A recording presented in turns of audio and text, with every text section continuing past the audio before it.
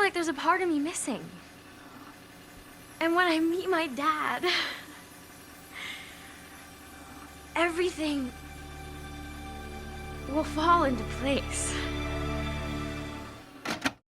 Welcome to the Graveyard Slot, where we talk about movies past their prime time. Here, we revisit old favorites with a fresh perspective to see if they deserve more credit or if they should stay buried. I'm Sohini.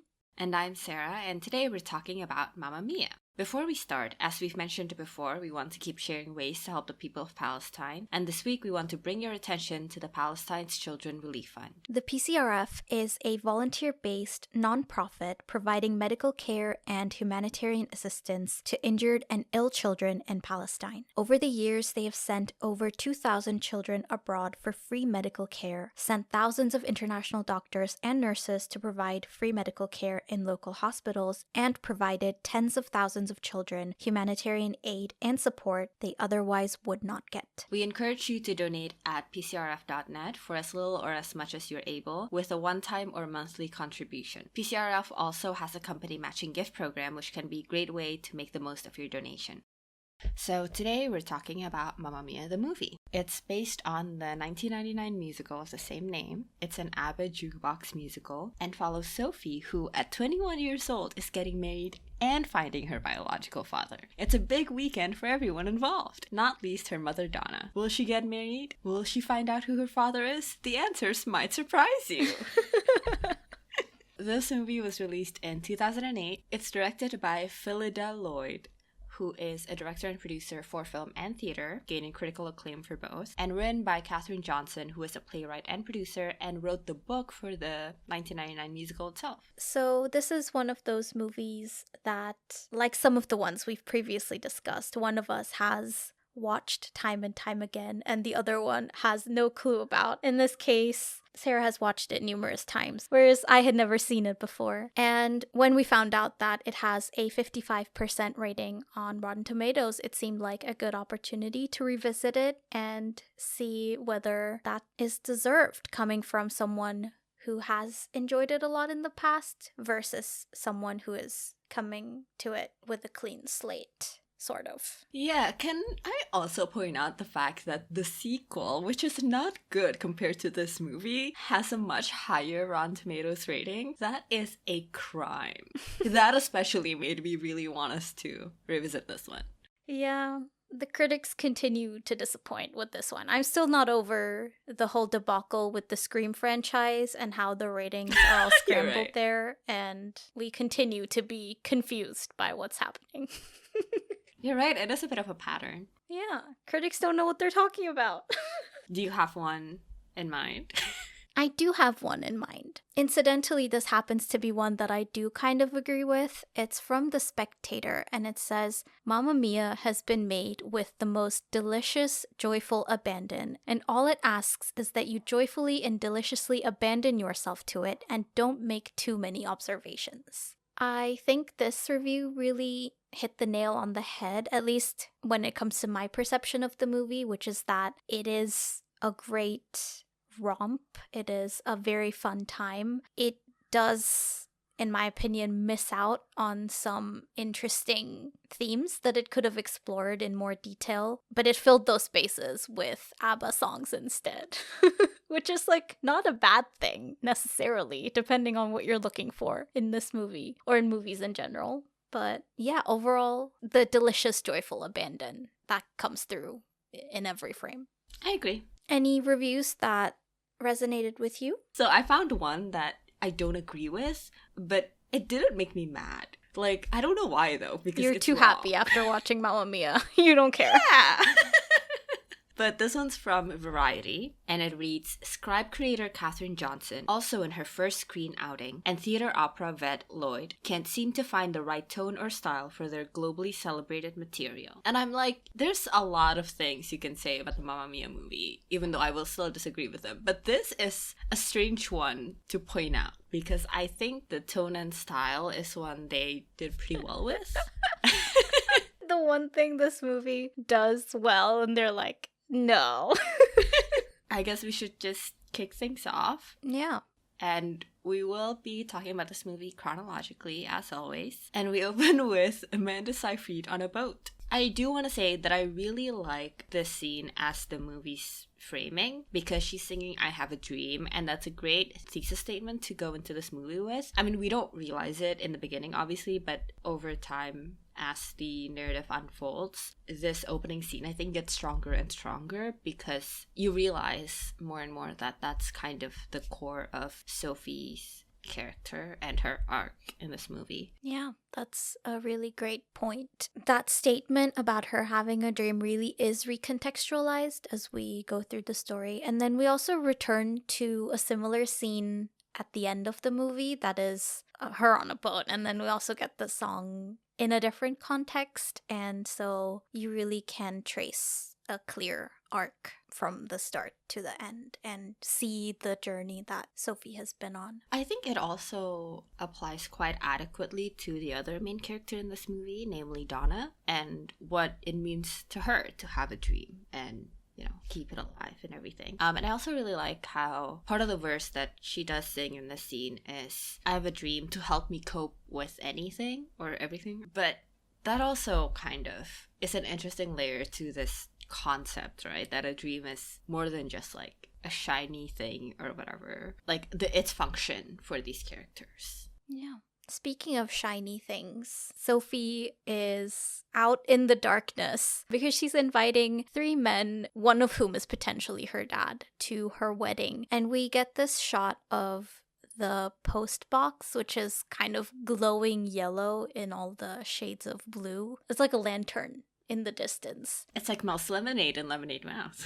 How dare you? But it is though. How dare you mention that movie out of the blue? Yeah, I guess. It's less radioactive looking, but yes.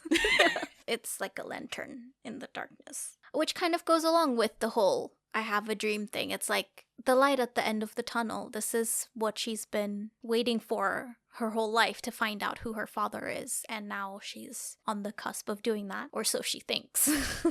Yeah, but then we actually see these 3 men, and they're seemingly living very different kinds of lives. And we see them basically on their way to this wedding that they have agreed to go to, I guess. Which, are you surprised by that? I feel like if I were them, I wouldn't necessarily say yes. I'm the wrong person to ask. I will do anything for nostalgia.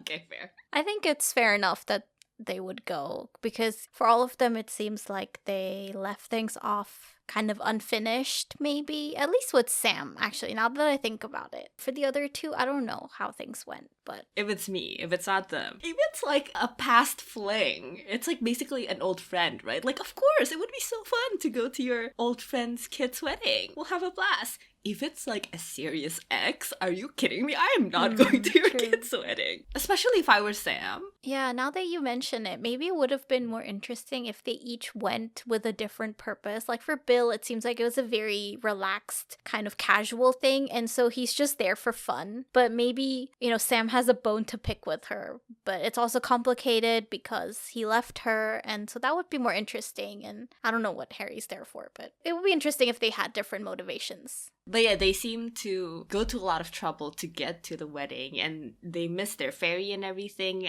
And one of the 3 men is Bill, and he has his own boat. So all the 3 dads actually end up going on Bill's boat to get to the island, which is hilarious. I mean, all my 3 exes on one boat, I will sail away. Donna is going through it in this movie. There's a reason Donna decided to live on a remote island, but one of them has a boat, so her plans are all foiled. Yeah. But speaking of Donna, she also has some actually invited guests, namely her 2 friends, Tanya and Rosie. I love Tanya and Rosie, it's my whole thing. I guess I had forgotten the details of this movie, but I'm always surprised when I rewatch this movie as an adult how much of the movie is just Tanya and Rosie fucking around on screen. Like, to me, and I mean this like genuinely, they are what make this movie. Like, they are what elevate this movie, and these actors do such a good job with these characters. It wouldn't be half as fun without them and their acting. But yeah, their chemistry is amazing. Yeah, I agree. They bring a lot of laughs and they just are so natural. Like, you never for a second question that they have been friends for years and know everything about each other, and the way that they interact and, make fun of each other, but also the way that they comfort Donna is so sweet, and there's just so much of their history conveyed without having to give us this whole backstory. So while Donna is welcoming her guests, Sophie is also welcoming her friends to the island, and she tells them what she's done having invited the three guys to the wedding. And we get our first full musical number, Honey Honey, where we learn about how Donna encountered each of the three men. And the first thought I had is that it feels very much like a stage production, with the way the characters interact with their setting and the way certain shots are framed. It's a fun number. It's a very fun number. I love this number so much. I especially love how well they integrated this song into the scene. Like, the song sounds like it was written to be a Dear Diary scene. And I love the way Sophie's actor reads out the diary entries, like the way she basically acts out like her mom's thoughts, and the way she interacts with her friends. Speaking of friends, since we have just been talking about Tanya and Rosie, I feel like Sophie's friends, those characters aren't as nothing. Strong. Yeah, I don't even know their names. They are so weak, and why couldn't they have just been better? Why couldn't they have been better? Yeah, Sophie doesn't spend a lot of time interacting with them throughout the movie as well, which is maybe why they fade into the background quite a lot. But yeah, one of the weaker points of the story. I think they're the weakest point for me, especially because there are a lot of these parallels about Donna and her friends and Sophie and her friends. So you would think Sophie's friends would be as important as Donna's friends, and Donna's friends is like I said, to me, the most important part of the movie. And I don't mean that as a joke. So it's sad to me that Sophie's friends are so weak. Yeah. There's also this whole thread about how Sophie is potentially holding herself back so that she can help her mom out with the hotel. So it's gonna sound mean, but I'm actually surprised that she has friends who are like not island locals, for example. Like, these friends feel like Tanya and Rosie, like they're coming from a different country. And I'm like, how would Sophie have met them in the first place? And I'm thinking, were they only introduced for this musical number so that she has someone to tell the story to? And so we're introduced to how this whole thing began. I had the same thought, but I think it would have been easy to just make them better characters. Because, like, we see how much heavy lifting, like, very short scenes of banter between Tanya and Rosie and Donna could do. So, like, they could have done the same with the friends, where, like, they don't have to be main characters, but we can see them have a better relationship. And to your point, it would have been interesting if we had this whole thread about, like, they got to know Sophie because they were like visitors, like they're one of those people who like spends the summer there, and you know how that makes Sophie feel, like how it feeds into like her identity, right? Because she's always the outsider, like she's the person people leave behind, like how that feeds into her whole complex about staying at the island and staying at the hotel, how it has shaped her. And that would have been really interesting. Or counterpoint, maybe they should have just had some Greek people in this fucking movie as Sophie's friends. Yeah, that's what I was thinking too. It would make a lot of sense for it to have been locals instead. We do see a lot of them as sort of the background chorus throughout the movie, which is... They don't even speak. Like, yeah, they only show up when they need backup singers for the musical numbers. Yeah. While you do see them visually, I would say that's one of the weaker points of the movie. I do really like the reprise of Honey Honey when Sophie goes out onto the balcony and she does like a slowed down rendition. And she says, "I've heard about you before. I wanted to know some more. And now I'm about to see what you mean to me." Which I think, like, fits so well with the narrative and the whole, like, what does it mean to have a father? Like, what will it mean to know who my father is? Yada yada. What it means to me as in, like, my identity. It's just so good. I love it so much. And I just love a good reprise. Yeah, that line stood out to me too. I think it does a really great job of highlighting where Sophie is at mentally, because she's not even thinking about the other side, like what she might mean to her absentee father. It's more about her figuring out what significance her father holds in her life. Could have gone badly. Yeah. One thing that struck me about this whole musical number, this whole plot point basically, is that it stems from Sophie having found her mother's diary from when she was pregnant. And so I assume she read the whole thing about Donna's whole experience with motherhood and everything like that. And the way that it's kind of breezed over, I think, is a reflection of the way this theme of the mother-daughter relationship is treated throughout the whole movie. There are a couple other points where I have a bigger issue with the way that it's treated, but yeah, I just wanted to mention it here that I feel like they don't delve deep enough into that theme, which is strange because I feel like this movie is predominantly about the mother-daughter relationship. The dynamic they set up is really interesting as well, and I wish that they had explored it better. That, I think, is, in my opinion, that is the weakest point in this movie. I agree. I don't know if I think it's the weakest point, but I agree that they should have explored it more. Yeah. What struck me about this whole diary thing, well, for one, I think she had already had like aspirations of finding her father before this, because it sounds like her and Sky talk about it a lot. But also, what struck me about this moment is that she's so young, like with the whole, she doesn't even think about like what it would mean to her possible father to find out about her and things, and she's so chaotic. But I think that stems from the young thing. Yeah. She does not have a plan. She's just like, I'm gonna get in so much trouble, but then she's like, she says whatever. As the movie unfolds, the more and more you see how chaotic she is. Like, she is unhinged. Even when she's welcoming the dads, like, you see her face and she is manic. It is so fun to see. And like, I understand how this is Donna's child, you know? Yeah. The stupid things that she does are like still stupid, but like, of course you would think this. You're like 20 years old.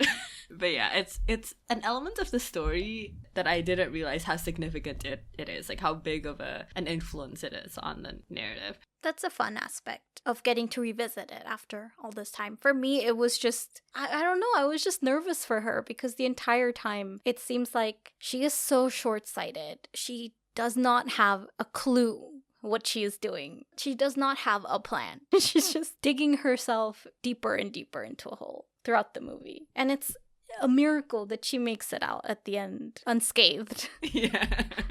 I think what's interesting to me, and this is definitely tied to, you know, her age or whatever, but it's like she lacks the emotional depth to even understand what this would mean to her mom, you know? Yeah.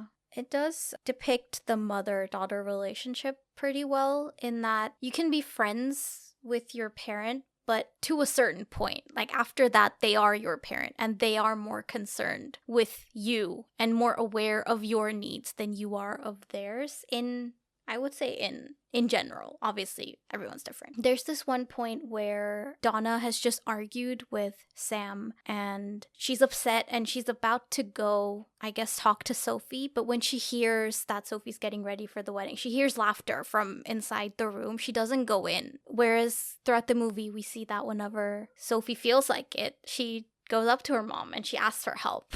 It's like a difference in that dynamic. And so it's the same in this case, I would say, where Sophie is very much self-centered in the way children can be around their parents or their guardians. She's thinking about how great it is for her. I don't think she's even necessarily thinking about it being great for her mom. I don't think she's thinking about her mom at all. Yeah, that does betray her young age. And I think it fits very well with her character and with the dynamic they set up with her mom. I think I do agree that there's an element of, you know, the dynamic of mother-daughter relationship and how they treat each other, and that is present, especially in the example that you brought up. But I think for this specific situation, I don't think that's what's fueling it. Like, to me, the age thing is like not even necessarily about like the age of her within the mother-daughter relationship, but just like her age and her lack of experience. Like, she's never even had any experience that might resemble this, or like the kind of heartbreak where you wouldn't be able to even face that person from your past or anything. Like, while the mother-daughter relationship is present throughout the movie, I don't think it's the main contributor to this situation specifically. But yeah, it's definitely there throughout a lot of the movie. So the various guests have arrived at the island, and at this point, Donna is showing her friends around the hotel that she runs, and we can see that it's in a state of disrepair. Yeah, and this is when we get the number money, money, money, where Jana talks about the lack of money. It's a fun number, but I don't love the parts where it leans more into like music video territory, which is always like my least favorite thing in movie musicals, when it's less stagey and more music video-y. Yeah, this is only the second musical number, but I already found myself kind of missing the stage production vibe in this song because, like you said, we do move away from the actual setting. Though I did think it was fun that they imagine themselves on the boat that they spotted from a distance earlier in the song. I thought that was kind of fun. But that being said, nothing is as fun as the physical setting because it lends itself very well to levels. My favorite thing. At the beginning of the song, Donna is cocooned in the hotel, but then when she tries to open the window, it breaks and the shutter falls and she has to go downstairs to retrieve it. And I don't know, I like that. And I like the fact that she has to keep these broken and useless things around even though they don't serve a purpose, which I think it says a lot about her situation. One thing I do really like about this number is how it ends. The paving on the courtyard cracking, and it's tension building, literally and figuratively in the narrative. And the cracks are starting to show. And we follow this crack in the pavement throughout the entire movie. We see it getting fixed, we see people walking around it, and finally we see it explode at the end. I love this thread throughout the movie. It's not subtle, but it's great. I love it. Yeah, that's a good point. It serves as foreshadowing too, because what seems to be a negative thing actually ultimately ends up being like a more positive outcome of the whole thing. But obviously at this point, you don't know which way it'll go. So it is a good way to foreshadow the tension building, like you said. And I do like these touches of continuity throughout the movie, actually. Like you said, it shows up again and again. And we see this happen with other things too, like very much like it would in a stage production. Like if you introduce a prop, you kind of have to keep track of it and interact with it. So like I said, with the window that falls, we see in the musical number, Donna go downstairs, retrieve it, and fix the window. So it's very much like a continued part of the action happening. Yeah, for sure. I mean, since we are talking about props, there's also this shot of Donna on the imaginary boat, and she's all nestled up, but it's in the sheets that we see hanging as laundry, which is like she's in her luxurious imagination, but it has its limitations. Yeah. So at the end of this number, we finally have the dads arriving at the villa and they meet Sophie. Her initial reaction to seeing them is very funny because up until this point, her perception of her dad has been very idealistic. She thought she would recognize her dad immediately and he'll complete a part of her that's been missing this whole time, but she is immediately proved wrong when she doesn't even recognize any of them at first, and when she does, obviously she can't tell which one her dad actually is. So she immediately sneaks them off through some secret caves. Some back hallways. But yeah, she sneaks them off and stows them away in this goat house. And she finally admits to them that she was the one who invited them, and Donna actually has no idea that they're here. I actually really like that Sam's first reaction is, oh no, Donna is not gonna be happy to see me. Like, you don't understand. Looking back and knowing, like, you know, all of the details later, I'm like, oh yeah, if I was Sam, I'd be shitting myself right now. I'm like, no. You think this is a fun thing, but this is not a fun thing. Get me out of here. I love Sophie. She's so funny. I will give her this. She's not like one of those characters who do nothing to impact the plot. Like everything happens to them. No. This whole story is Sophie doing unhinged shit. She has too much agency, actually. Another funny thing is that they immediately want to go back to the boat and like leave, right? Specifically Sam and Harry, who had more serious relationships with Donna. But Bill, who owns the boat and is more of an adventurer, is like, no, I'm staying. So you guys are staying. Fuck that. Come to think of it, he might be Sophie's dad. Yeah, I think he is the dad. He's the most chaotic. Could run in the family.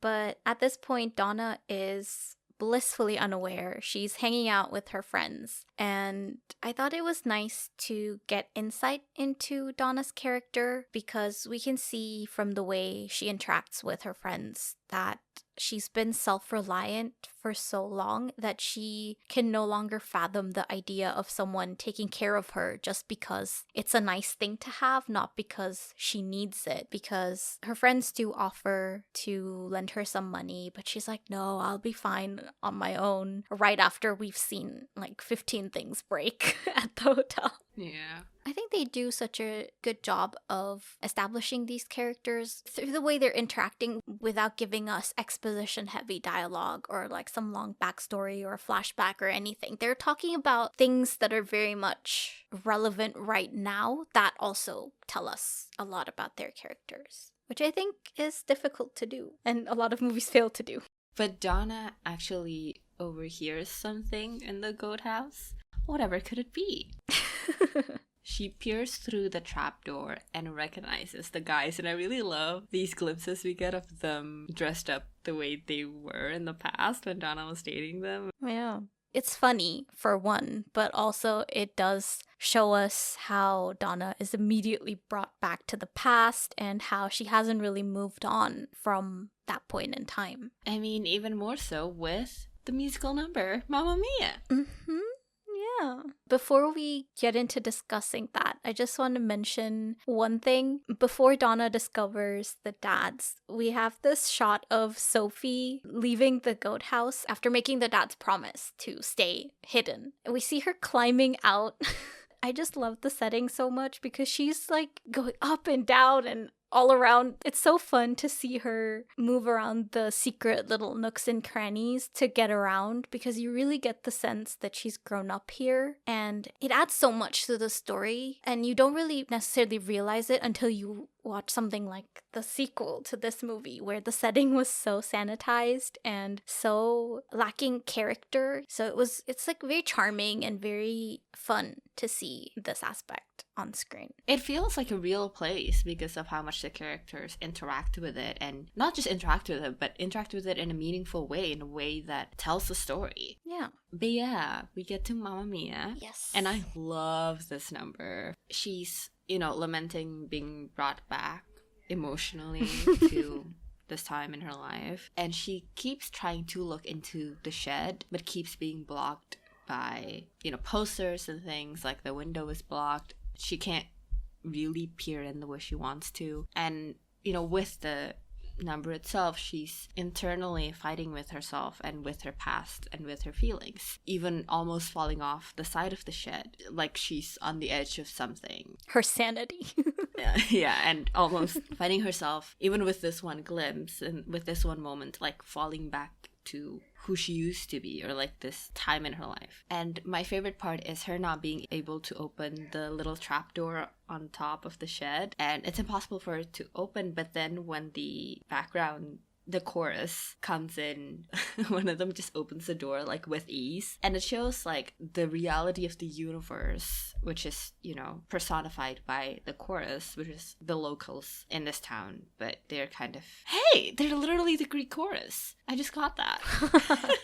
But I love how it shows the reality of the universe versus Donna's reality. It's a visual manifestation of Donna's internal struggle. And so the chorus or the universe opens up the door and Donna literally falls in. I also love the way it's shot. I feel like the spinning shots that we see really reflect her restlessness and emotional turmoil. And again, they use the setting really effectively because her first reaction is to leave the goat house and close the doors behind her, which, reflect how closed off she is emotionally. But then when she tries to go back for that second look, like you said, she keeps encountering these hurdles. And again, I think that's just a visual way of showing the mental and emotional hurdles that she's having to cross to come to terms with this reality that her past is suddenly at her doorstep to confront her. There's this really fun shot of the dad's upside down, and then we see Donna peeping through the window, like just hanging over the edge. Yeah.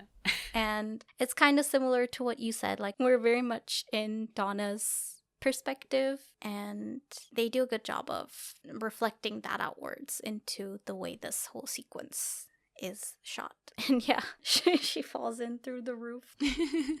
They all make excuses as to why they're there, and obviously she asks them to leave right away, and she goes off and hides herself away, and her friends comfort her. It's so funny how obviously made up their story is. Like, oh yeah, all three of us just happen to be here at the same time, and we all happen to run into each other. Yeah. But Donna is just too shocked to question it, really. Like, I'm sure she doesn't believe it, but she's like, whatever, just get out. Yeah. But yeah, she runs off to the bathroom crying, and the friends ask her what's wrong through this musical number, and it's very amusing but also so sweet. Like, I feel myself tearing up in the scene, even though it's like very humorous, but there's something about, like, I think again it's because of how well the actors pull it off. Like, even with the jokes throughout this number, it is still so full of care, and I don't know, just like the tender way they're treating each other makes me want to bawl. Yeah, they're fussing over her like she's their child almost, and it is nice to see her finally being taken care of, because we've seen how alone she is, and she doesn't have someone to do that for her. So it is very sweet. I think it's also the song itself. It sounds like it's a fun song, but then you see this rendition and it's like, oh, it's like heartbreakingly sweet. I don't know, I just love the scene. Anyway, there's this one point where Donna is saying, doesn't matter about me. What matters is Sophie never finds out about the three dads. And I think that also speaks a lot to their relationship.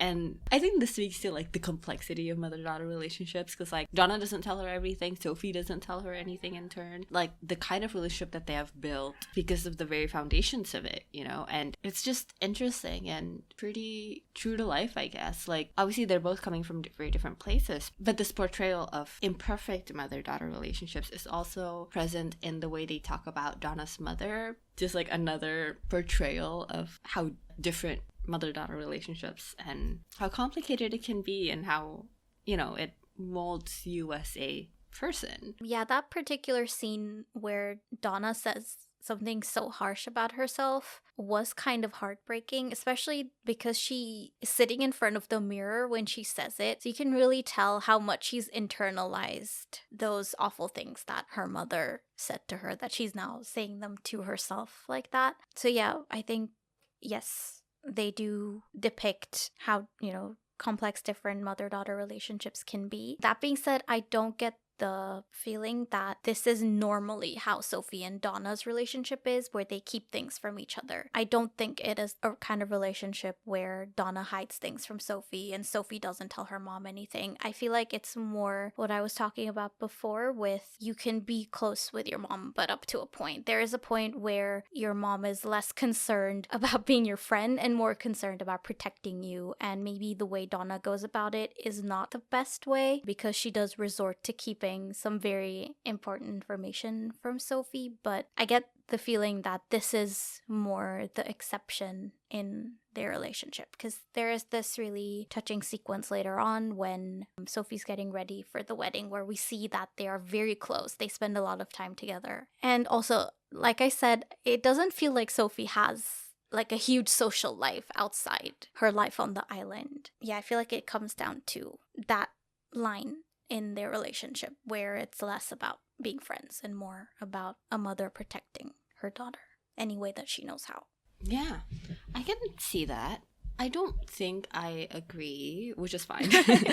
But I think, to me, them being very close, I think it has a lot to do with the theme of identity as well, especially because of who they are to each other and how they've lived so far. Their identities are so tangled up in one another. There's this really interesting line from the second movie. Sky says, you don't have to like dedicate your entire life to your mother. And Sophie says, well, she dedicated her entire life to me. How can I not? And I think that's a really interesting tension in her character, and specifically here in their relationship, because they're both alive in this movie, where because of how tangled up their identities are, they've made these decisions or just formed a way of thinking that can blur the line of like, oh, I'm doing this for Sophie, or I'm doing this for me, or the other way around, where Sophie's like, I'm doing this for my mother, or I'm doing this for me. Like, it becomes less clear. And yeah, like, I think there's an interesting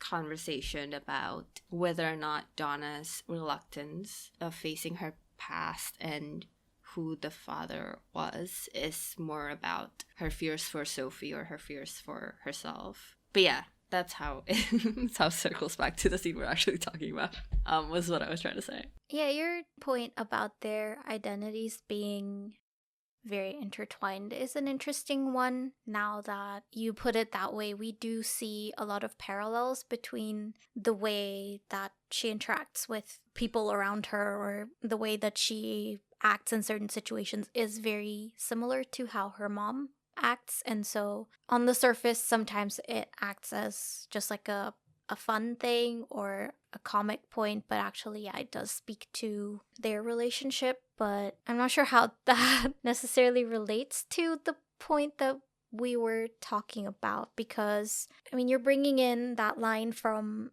the second movie, which I think isn't necessarily as relevant to Sophie as a character in this movie, because in the second movie, she is much older. She is saying that from a much different perspective compared to how she sees things in this movie. And to your point about what Donna's true motivations might be for not telling Sophie about her dad, ultimately, I think it does come down to protecting her, like just worrying about how the situation will unfold. But yeah, I mean, ultimately, I think the way I'm reading it is that this whole situation is not a symptom of the flawed foundation that they have built their relationship on, but more so it's building up now. Like, I feel like because she didn't know about her dad, that I think that's the one thing that her mom refused to tell her about. And then because of that, I feel like other hurdles are manifesting, like they're clashing on the point about her father, and so because of that they are not talking about what her true motivations might be for marrying and everything. And they do resolve some of it in the movie. That was going to be one of my later points, is that they kind of circumvent the actual point of the whole story. I feel like they don't resolve this conflict, but they do kind of do it in a surface level way right before Sophie gets married. But we can talk about that in more detail later. Well, I think it's not like these problems are manifesting because of the foundations of their relationship necessarily, but because of the foundations of any mother-daughter relationship, I guess is my take. Like, it's not like they did something wrong specifically, or like Donna and or Sophie did something wrong, but just because of the complicated nature of any parent-child relationship, but especially mother-daughter relationships. But the line from the second movie, I think, is relevant to Sophie in this movie because of her whole thing about leaving or staying and her identity, because she's tied it up so much with her mother. To me, it's suddenly so clear, like the core of Sophie's issues, basically, like from the very first movie. Like here, the surface level take would be like, oh yeah, she wants to stay and help her mom at the hotel, but like the root of it is that question of like what she owes her mother because of how much her mother has given up for her, which is like the root of any parent-child relationship, in my opinion. I think maybe a part of my issue is that they don't really explore any of this to a satisfying degree in the movie. Like, Sam keeps popping up trying to impose his opinion on Sophie that she's only doing this because of various reasons, and I feel like Sophie never confronts this issue herself. And to me, when she makes that decision to not stay on the island anymore and to not get married, it somehow doesn't feel tied to her mother at all. It doesn't feel like she's finally realizing her own identity separate from her mother's, or she's finally come to peace with this issue of how much she owes her mother. For some reason, maybe because of the way the story goes, it doesn't feel like it's tied to this whole mother-daughter relationship arc. And I guess so that's why, in my perspective, the line from the second movie feels very much separate. It feels like it's coming from a different character almost. But I mean, when you lay it out that way, yeah, there is that whole thread. Maybe it's just because it's not explored that well. Yeah, I do agree that the solution doesn't solve this problem. Yeah. Yeah, the other line though about sounding like her mother prompts the friends to try to remind Donna that she's to be fun. Yeah, she needs to grow back down. Yeah, go back down. Because, I mean, aging is obviously one way. But I love when people still get to be silly even if they're older. Like, it feels so endearing because ultimately everyone is doing this for the first time in their lives. No one has it all figured out, even if they're well into their life. And I really like that the musical number at this point is Dancing Queen, but it's sung by predominantly women who are much older than 17, but it feels poignant in this context because for a moment the characters get to temporarily rid themselves of their burdens that they've accumulated in their lives and just return to being as carefree as they were when they were 17, presumably. It's fun and lighthearted, but it also has this kind of emotional weight to it. And so I kind of hated to see the musical number in the second movie that was a callback to this scene because it lacked any of the significance that it holds in this movie. Yeah. I especially love here the fact that they are dancing around in her bedroom and dressing up the way kids would. And especially when Donna jumps on the bed. And I'm gonna say it again, I love Rosie and Tanya's shenanigans in this number. But the dads are actually back on the boat. So Sophie sees and jumps in the water to go after them. But basically, they have another musical number where they tell Sophie about their relationships with her mother. There is something here that's interesting where basically Sophie gets to know her mother through other people. Again, a pretty universal thing about parent-child relationships. I don't know, there's something about Sophie learning about her mother, who she's supposedly very close to and has a very special relationship with, and who has made Sophie her whole life, through these near strangers who had very specific, intimate relationships with Donna. In a similar vein, at the end of this musical number, we see Donna looking at the same photographs that the dads have shared with Sophie, and obviously she's looking at them. They're a very different perspective, and she's also got a baby photo of Sophie right on top, which again, as you said, she has made Sophie her entire life to the point where any other aspect has been overshadowed. And I thought it was interesting to see that Donna holds the same pieces of the puzzle that Sophie has painstakingly gone out of her way to find. And I was surprised that this aspect never comes back around as a point of conflict between Donna and Sophie. It's the unspoken, it's the elephant in the room. It's the thing they never acknowledge. But at one point, Sophie has to reach her limit. And I feel like when Sophie is struggling with all three of the men and she's had enough, they're all insisting on walking her down the aisle. I feel like that is when it should come out. And I feel like the photos are like a physical manifestation of the thing that they know is there, but they never talk about. That could be when, you see the photos lying there, or maybe she knows where her mom keeps them even, and she's like, why did you do this? I just feel like that was missing. The confrontation was missing. Oh yeah, Sophie has to get back because Sky's looking for her. So she gets back and Sky's a bit upset because people have been arriving all day and she was nowhere to be found. And here we see Sophie bring up the whole finding her father thing, and Sky seems very over it. Upset. Seems like it's an argument that they've had multiple times, and then they sing another song.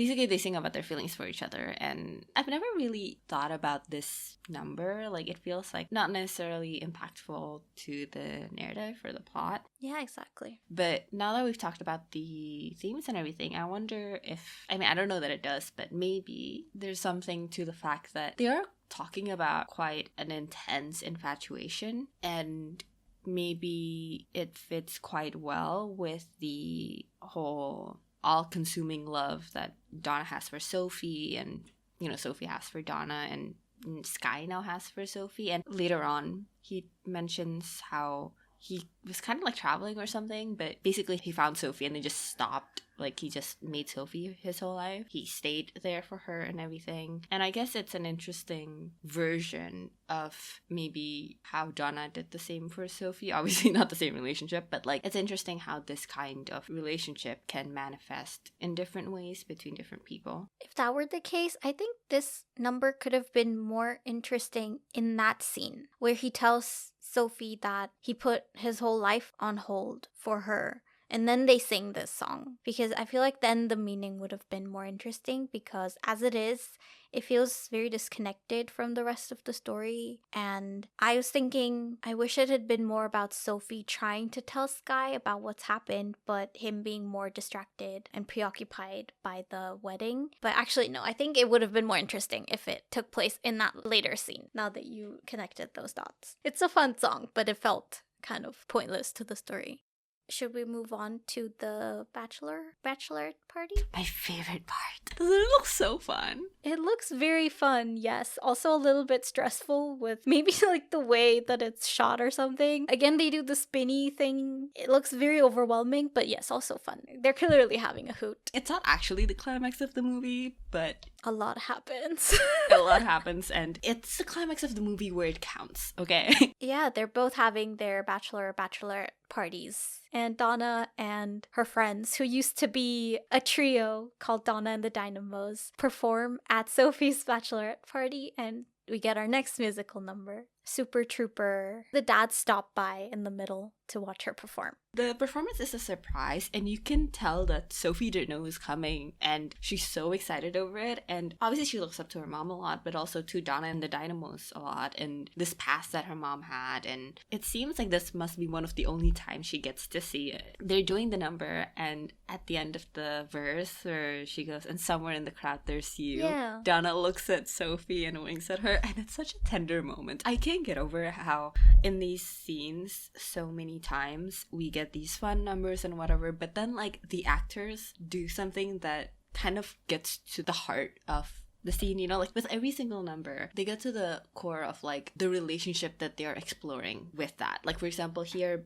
it's the core emotional relationship between Donna and Sophie and what it means for them to perform for Sophie, and even like what this bachelorette party means to Donna, right? Because this is literally her daughter about to get married. But like, for example, in the scene where Donna's friends are cheering her up, that number speaks a lot to their care for Donna, like that relationship. And I don't know, literally this is like such an upbeat song. Every single time Donna looks at Sophie, I just start crying.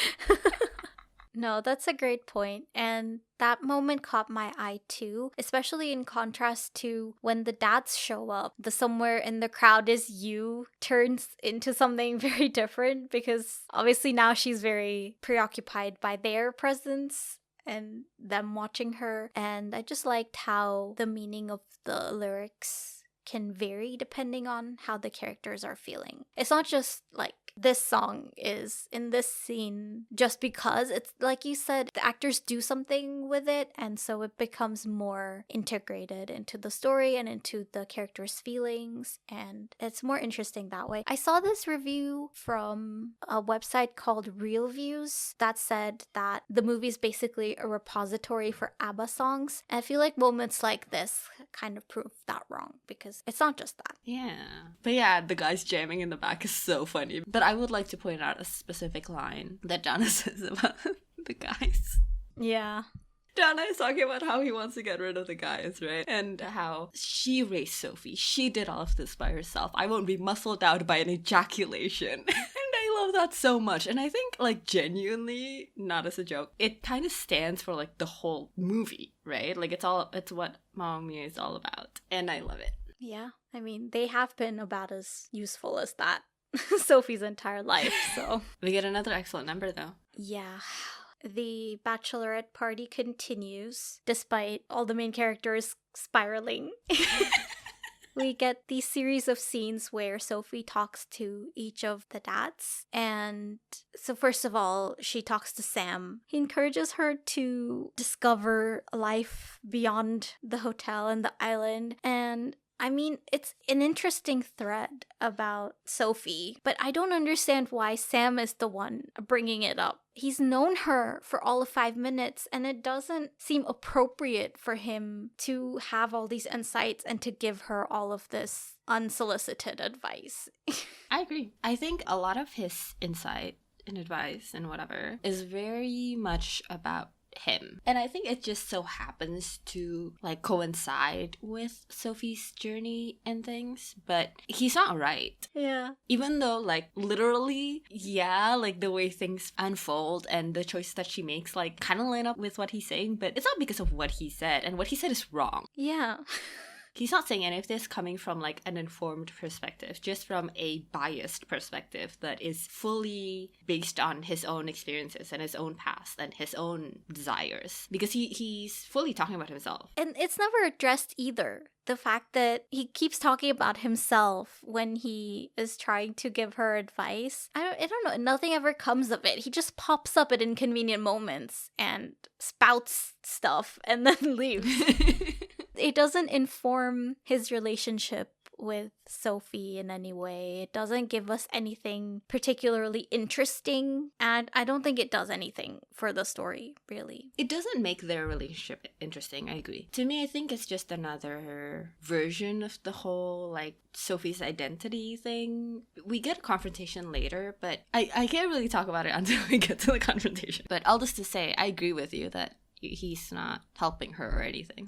But yeah, she talks to Harry and Bill next, and actually she pinpoints Bill as her dad at this point because she finds out that Donna got some money from Bill's great aunt that she had set aside for family. So basically both of them think they must be related, and she asks him to give her away at the wedding. And then this is when the other two also start connecting dots and thinking they're her dad. So they also ask her if they can walk her down the aisle at the wedding, and she accepts for all of them, which is, again, what I mean by the not having a plan thing. She's just like, yeah, cool, okay. And then what happens next? He's like, hey, I was looking for a father to walk me down the aisle, and I get 3? Lucky me. You can be on my left side, you can be on my right side, and you can hold my veil at the back. It's also chaotic. There's like loud music blaring in the background too, and it's all so overwhelming. Like, I really feel Sophie's stress, and I'm also stressed because of her. Yeah. Well, the musical number is Gimme Gimme Gimme, After Midnight, and Voulez-Vous, and it's great. They're all encroaching on her, paralleling the narrative. Sophie's losing it. And Sophie ends up in the eye of the storm, literally, like she's in the middle of this circular dance and starts like suffocating, and then she passes out. Yeah. Oh, I was gonna say, I do really like how Bill is the one who at first kind of couldn't handle finding out that Sophie might be his daughter, and then Sophie had to like kind of go after him before he finally accepts it. He still can't kind of wrap his head around it in the next scene. He has this misunderstanding filled heart to heart with Harry. They're both talking about finding out that they are each Sophie's dad, except they don't know that the other one is talking about this. It is really funny, and Rosie is eavesdropping. Yeah. So the next thing is Donna and Sophie. Right. Sophie is still quite overwhelmed because she has 3 dads now. And Donna asks if she's okay. There's this whole thread this whole time about Donna losing it because, oh my god, Sophie's getting married so young, and, you know, it's one of the tensions between Donna and Sophie. So in this moment, Donna's first instinct is to tell her that they can still call off the wedding, that it'll all be fine. And Sophie is immediately upset because she's always known that this is how her mother feels, and she's always been upset about the fact that this is how her mother feels, and she's just very frustrated. And I really like this scene, especially this moment between them feels very true to life. Like, there are these small and big resentments between them that come from like a place of care, but are resentments all the same. And okay, for example, this specific problem where Donna quote unquote secretly doesn't want Sophie to get married yet. It's not a thing that she has verbalized to Sophie over and over again or anything. It's just kind of an unsaid thing that Sophie can tell. But the moment Donna says it, Sophie acts like she said it a million times and Sophie's sick of hearing it. The way they portray that is so good, because it is a thing that has been brewing between them for a long time. Just like that kind of issue / relationship is just so interesting and so true to life, and how like you can get frustrated so much easier or like so much faster because you know the other person well enough to have seen it coming so much earlier than you would anybody else. You know what I'm saying? Yeah, it's an interesting addition to everything we know about these characters so far. The fact that Sophie and Donna's identities are so closely interrelated. The fact that Sophie is getting married at such a young age kind of feels like a deliberate deviation from the choices her mother had made at this point in her life. So it's almost like she's trying to prove to herself or to others around her that I'm not like my mother. Maybe I am staying at the hotel, maybe I am, following in her footsteps, but that doesn't mean I am my mother. And she expresses this to her mom as well, like, my kid will know their dad. I'm not gonna be like you. And I do like that at the end, the marriage isn't necessary for her to prove that she has a separate identity. She finds a healthier way to realize and express her own identity, or at least she takes the first steps towards discovering her own identity. That is a good arc for her character, that ultimately she doesn't end up needing the wedding to do that. Yeah, this outburst that she has about how I don't want to call off the wedding, I love Sky and I want my kid to know who their dad is another element of the whole like Sophie shaping herself based on her mother thing, but like in the opposite direction. Yeah. Like, it's not like she sees herself as her mother or whatever, but like all of her decisions one way or another is shaped by her mother and who she was and their relationship. And I think that's just true of most, if not all, people, because like, again, I mean, to me, it just ties back to the whole, like, she gave me her whole life, how can I not do the same in return kind of thing? Or, like, not necessarily, like, pay her back, but just, like, how am I not shaped by her? And, like, especially in a very literal sense, how is my every decision, how is my entire life not dependent on this other human being who has literally sacrificed her entire life for me? I mean, obviously that's more true for decent mothers, I suppose, like mothers who stick around, but like it's such a visceral feeling and relationship, right? And the fact that whatever Sophie does, it's always gonna be either thanks to her mother, either in opposition to her mother, whatever it is, especially in her age, which she happens to be very young, and not only very young, but still basically living the same life her mother is. So like, I think maybe that's why the age thing really stands out to me this time around, because this kind of relationship and the kind of frustrations that is born from it is also quite specific, or like even more so exaggerated when you are still living a life that is very intertwined to your mother's, which is the case for a lot of, young women. And the whole thing is just interesting, and I really like the scene. Yeah, that's a really great point. But Sam butts in again. Yeah.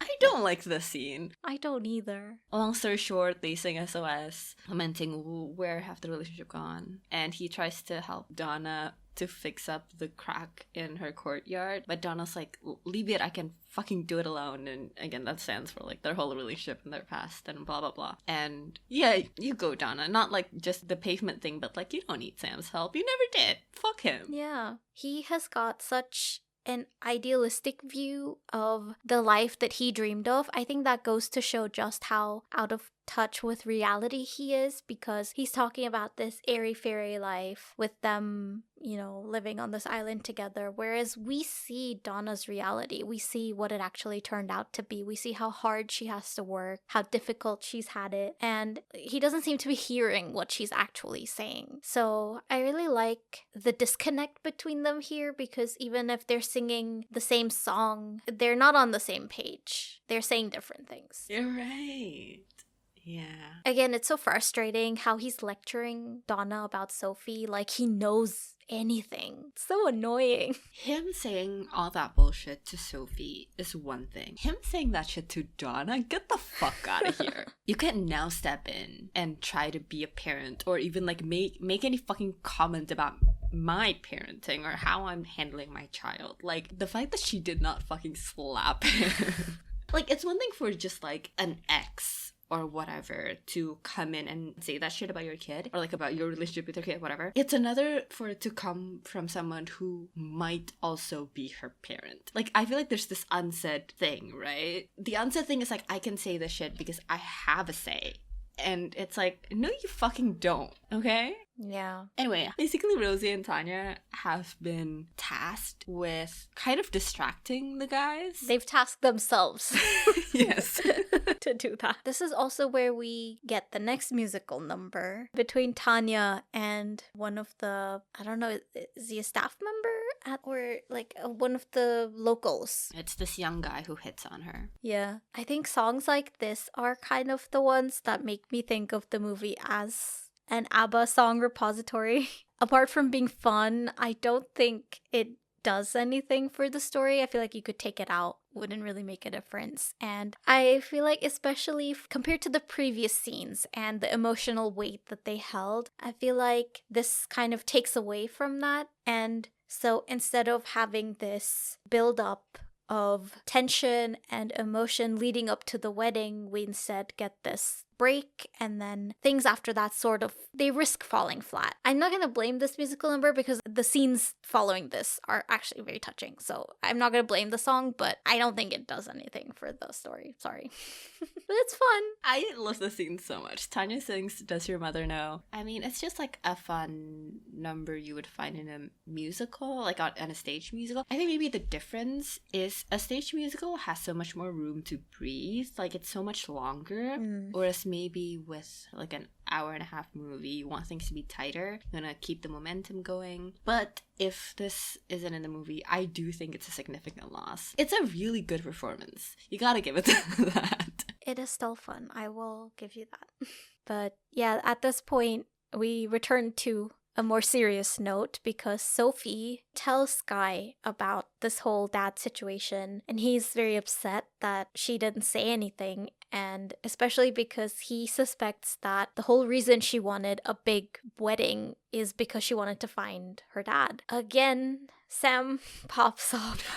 She tries to go after Sky when he's upset, but Sam pops up and again tries to dissuade her from getting married, and it's still annoying. Anyway, let's talk about Sky and Sophie. Yeah. I really like the scene. I like it too. Sky's understandably upset that the wedding isn't about them. Yeah, and I mean, he is kind of right on the money. Even if it wasn't like intentional by Sophie to plan this thing to get her dads to come to the island, the whole event was kind of subconsciously, like, not necessarily because she loves him. Like, it wasn't about them. It was more about her and her struggling to find her identity. So he is not far off on that, which makes him very emotionally intelligent, and I really like that. It's not like the typical kind of disconnected, partner that we tend to see in mainstream media, like not really knowing or understanding what's going on in your partner's life. It's more like tuned in and understanding where Sophie is coming from. And I really like that even when they were arguing and he's like, I don't know if I want to do this anymore. And she immediately is like, oh, you don't love me anymore. And he's like, no, of course I still love you.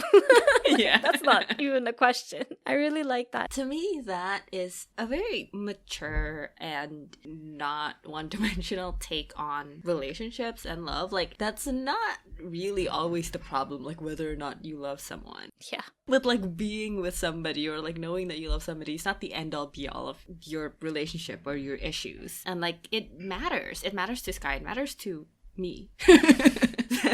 This wedding is not about loving him. Like, I want my wedding to be about you loving me. Like, that is not selfish. That is not unreasonable. And especially because we know from a previous scene, we didn't really talk about it, but they mentioned how this whole wedding thing was Sophie's idea. It didn't need it. It didn't, like, rule whether or not they're in a committed relationship. So this is like, it's a big deal. It's a big issue in their relationship that Sophie was pushing for this, and it wasn't even about Sky at all. Yeah. And she admits it in the scene. She says it's about knowing who I am. Sky says it doesn't come from finding your father, which is true. But also, to me, not the issue in this conversation. I mean, he's right. But that's not what we're fighting about. Let's not fight about that. Let's fight about the fact that you made us throw this whole wedding and it's not even about loving me. Sorry. How did we move on to the father thing so quickly? Well, because the fathers are at the heart of it. Finding her father is a part of it. But my point was, like, if I was Sky, I would like to talk about how you've been treating me. Like, not your issues with your father. Yeah, right. But yes, Sam shows up. So my thing with how Sam plays into the narrative and, like, the arc is that all of his advice is about his past, right? All about him and his desires and what he didn't get to have and the path that he went down. He's acting like Sophie is also trapped in an arranged marriage that she didn't ask for. He's like, I understand how you feel. I also didn't want to do this. And she's like, shut up, I love him. Yeah. I love that even though finding her dad was so important to her, she doesn't hold back. She gives them all the same treatment. And I think that's also potentially where her age plays into it a little bit, because she doesn't care. She's just like, shut up, you don't understand me. Yeah. Sam is talking about his experiences and how it should shape Sophie's life. And Sophie is obviously outright rejecting it because Sam's saying how he did the big wedding thing and he knows it doesn't always end in happily ever after. And obviously it's him projecting, but, like, this is how it plays into the narrative and the arc, because it's just another element of, like, the kind of decisions you could make based on your parents' experiences, I guess. Like, she easily rejects Sam's point. Maybe there's something there about, like, the fact that they don't have that kind of relationship where her desires are tangled up with his, and maybe that's the contrast between, like, Donna and Sam as, like, parental figures or whatever. But anyway, that's my take on the whole Sam thing. That is interesting. I think maybe it could have been depicted a little bit better, because it feels a bit repetitive every time he comes on screen and says the same old thing. I feel like if there was a bit more variety in the things he says, it would feel less like an NPC showing up with the same dialogue every time. I agree with you, because I feel the same way. At this point, I'm, like, sick of it. Like, stop fucking talking. Get back on that boat and leave. But I think they kind of try to do this. I think they just fail, I guess is what I'm saying. But shall we move on to the next scene? Yes.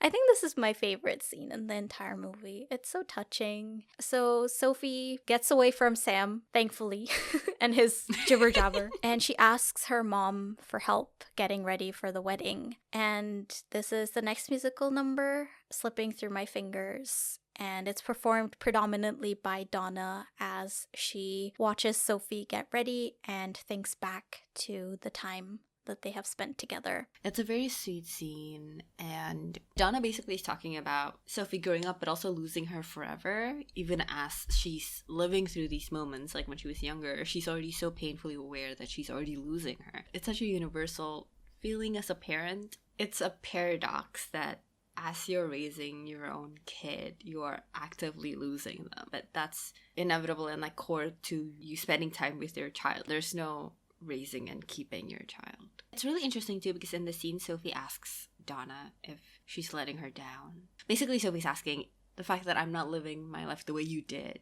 Yeah, I like the scene visually. There's this shot in the beginning where Donna is looking through a mirror, I think, at Sophie looking at herself in the mirror. I don't know, there are lots of mirrors, and I just really like the complexity of that shot. It kind of reminds me of that scene in Letters to Juliet, where also Sophie is looking in the mirror, and there was that whole scene where Claire talks about the joys of getting your hair brushed by your mother. And this kind of feels like the mirror to that, where we see all of these flashbacks taking place in that same room where now Donna is watching Sophie getting ready. And I just like the contrast between all those scenes of them together and the present where, Donna is sitting back and watching Sophie come into her own, becoming independent. And I just think it does a great job of showing how contained their world has been and how things are changing now that Sophie is growing up.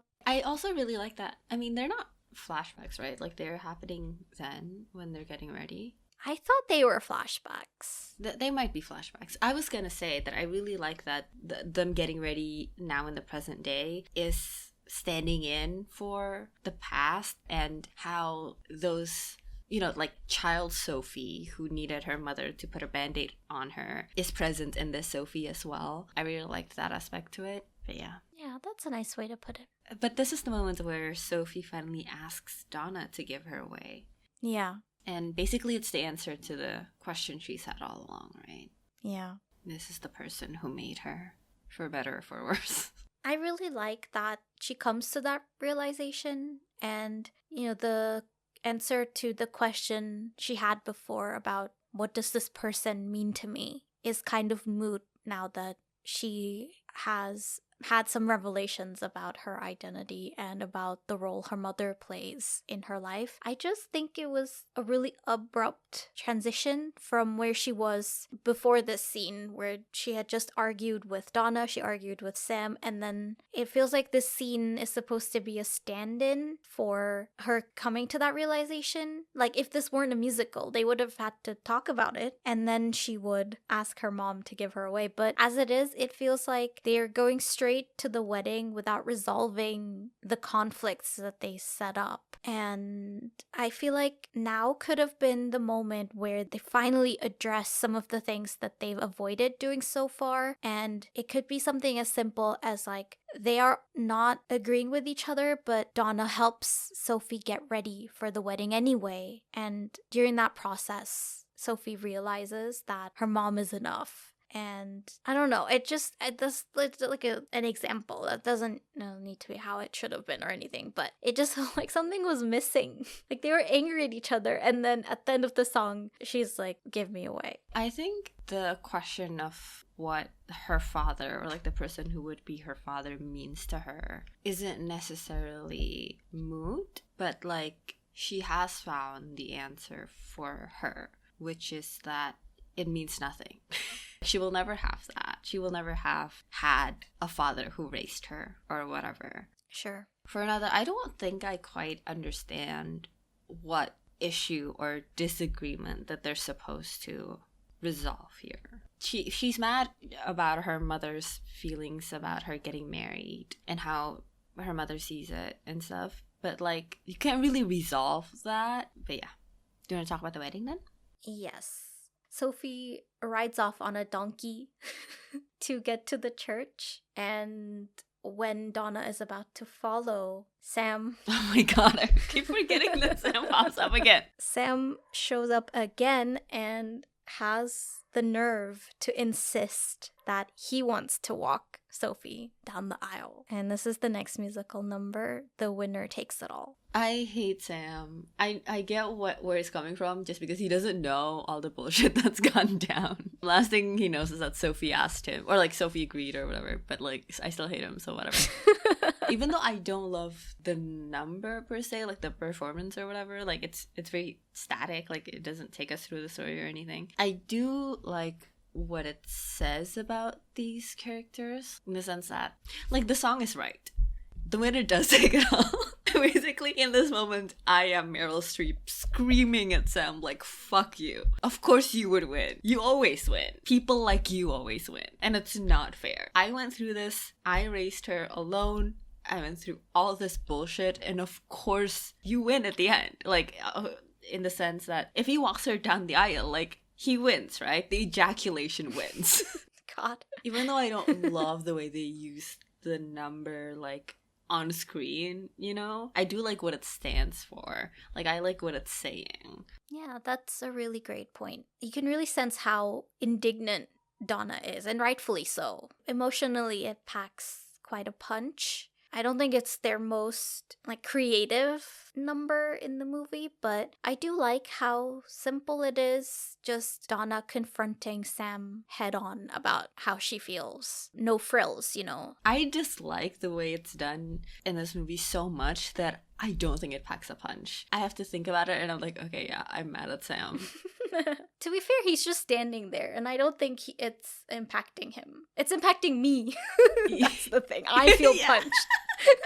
I wish they had made this as more of an actual confrontation between Donna and Sam. Yeah, I agree. The setting was pretty barren too, so there's not much for them to do or interact with or anything, so it does fall flat. I wish they had done it in the hotel, like in the courtyard or something, where it's like Donna's domain. You know, everyone's left, the hotel's kind of empty. He confronts her and she's like, this is my territory, you know? And it used to be yours. Like, you took me here, but I built something out of it. I built this life. I raised Sophie. Yeah, maybe we see them interact with the, you know, the broken parts of the hotel too, and the laundry that's still hung up because there's no one to take it down except Donna. And it would have been like revisiting that setting in a different context. Like before, when she was showing her friends around, it's kind of like a little bit embarrassing. Oh, I meant to take the laundry down, but I didn't get the chance. And oh, don't use that chair, it's broken. But now it's like, it might be messed up, but it's mine and I'm proud of it. And it's built through my blood, sweat, and tears, you know? So it would have been like a recontextualization of her feelings for this place that she built from the ground up.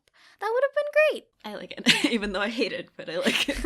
I like the potential, okay? Yeah, it does have potential. Oh, I think I realized what I was trying to say, what should have been resolved, because Donna doesn't know that Sophie brought these 3 men to the island. She doesn't know that Sophie's aware that any of them could be her dad. So I feel like this would be the moment where they talk about it, and she's like, by the way, these 3 people are here, and one of them could be your dad, and you know, she's nervous about what does this mean for our relationship. And through whatever transpires between them, I feel like that's how Sophie could have reached the realization that it doesn't matter. Like when she's hearing it from her mom, what she already knows, that's when she's realizing, oh, actually it doesn't matter. And I don't need any of them to give me away. That's what they could have talked about. That's what I was thinking. No, yeah, I totally agree. They could have talked about that then, yes. Yeah. I also like forgot that that's the secret. Like, right? like so many things have happened. Yeah. I also forgot. But at the end of this musical number, they have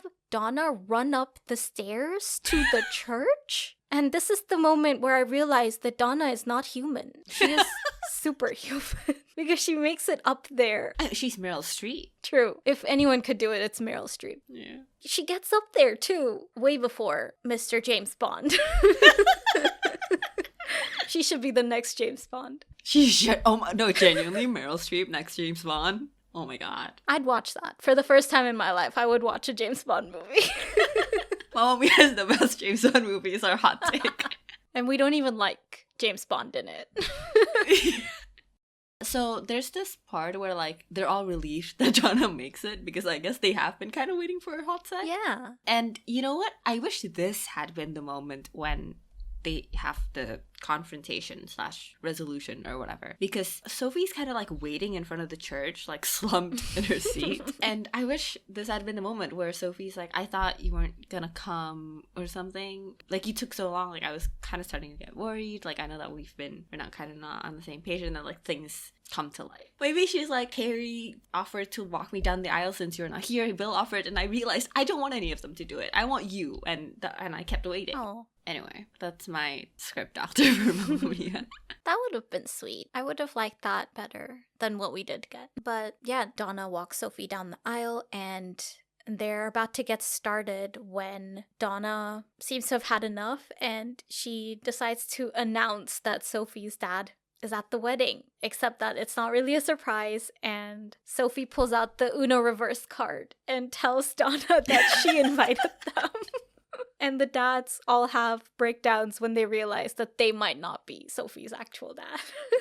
It's so chaotic again, which is, it's really funny, but I feel like they keep skipping these important moments where characters are supposed to have realizations or breaking points or something. It feels like at this point they should be proceeding with this wedding feeling really unsure about it, and there should be a little bit more hesitance or something, or conflict or some kind of friction between the characters. But it feels like it's just proceeding as normal, and then suddenly, without any prompt, Donna derails the whole thing. It's like a small complaint, but just the way the plot progresses, sometimes it feels like they're skipping important moments like that. Sam gets up there and is all upset that Donna doesn't know who the father is. And I'm like, shut the fuck up. Were you or were you not fucking a woman back in New York? Get the fuck out of here. He was in an unwilling relationship back home, which is an issue in itself. That's a separate issue. What's between you and Donna is a thing of the past at this point. Just focusing on your behavior now. And I don't think it's acceptable. Well, that's what I'm saying. That is a separate issue. I'm saying, like, this behavior that he's mad about her not knowing, and it's like, what's the fucking big deal, man? You were gone. You were marrying somebody else. I can sleep with whoever the fuck I want. Yeah, you weren't even there. Yeah. Anyway, they decide, like, they all want to be Sophie's dad, so they don't even want to figure out who it is. And this is where, inexplicably, Sophie calls off her wedding. She decides to go traveling with Sky, and Sam proposes to Donna, and they get married. This is like trying to do what Princess Diaries 2 did, except it doesn't work. Yeah, it's very Princess Diaries 2. I don't know why, as much as I hate Sam, it doesn't quite anger me. Like, it's like, whatever. But I am confused about Sophie calling off her wedding. I've always been disappointed that she calls off the wedding. I think because, like, she loves Guy. I understand that people see marriage differently and how, like, it might or might not change a relationship and yada yada. But, like, just marry him. You guys know you're gonna be together. Like, you can still go out and travel and blah blah blah. I think maybe this is my problem. Like, the false binary that they draw between getting married and finding yourself or whatever, because it's not like she's calling it off and like, actually I don't want to be in a committed relationship. I want to find myself in the sense that I don't want to be romantically attached to someone. That's not her point. She's still a Sky. So I don't understand why you can't also just get married. I know, like, her intention subconsciously or otherwise is misguided, but it's not like she's opposed to getting married, and neither is Sky. Like, they already know they're in it for the long haul, like, for good, basically. The wedding was just, like, basically a party at this point, right? So, like, just get married. I think I understand why. I think it does make sense for the wedding to be canceled, because it's just like the final step in her realizing that she was in it for the wrong reasons. She was doing it for the wrong reasons. So it doesn't feel fair to her relationship or to Sky to go through with it anyway. I do agree with your point about the false binary that they draw, because it's not like she can't find herself after getting married. But I do think it makes sense that she doesn't go through with something that wasn't genuine to begin with. And I like that it doesn't have an impact on their relationship or anything. Like, they were committed, they are committed, they'll stay committed. I think my problem mostly was just, again, I just didn't see the impetus to make that decision all of a sudden while you're in the church. Yeah, exactly. So my thing is, she says, like, let's call it off. You know what I want? I want us to travel. I want us to see the world. And it's like, that's not the reason. Like, basically the only reason she would have is, like, her realizing that she's getting married for the wrong reasons, right? But, like, the reasons that she claims is that, I want to travel. I don't want to do this. I want to travel. And that doesn't make any fucking sense. You're right. And they had already established that, like, Sky is very hurt by this revelation of, like, her motive for getting married. So, like, I don't understand why in this moment she didn't just turn to Sky and, like, I'm sorry. Like, you're right, blah, blah, blah. Like, they already figured it out, basically. So, like, she just needs to turn to Sky and apologize. Resolve their issue. That was one of my issues, too. The way they go into it all, like, mad at each other and having just argued, they just go into the wedding without talking about it or anything. Hilarious. Yeah. Anyway, the solution, like, to me doesn't match the problem. Agreed. Anyway, yeah, Donna and Sam get married for some ungodly reason. I kind of checked out after the whole wedding thing. It felt so weird to me that the movie ended with Donna and Sam's wedding, of all things. I would have been okay if it ended with no wedding, but with Donna and Sam so at odds throughout the whole There's movie. where you draw the line. Yeah. Sam, really? But with them being so at odds throughout the story, he does not understand her. He doesn't get it. And so it feels... He wins. Yeah, I guess. It's a tragedy, honestly.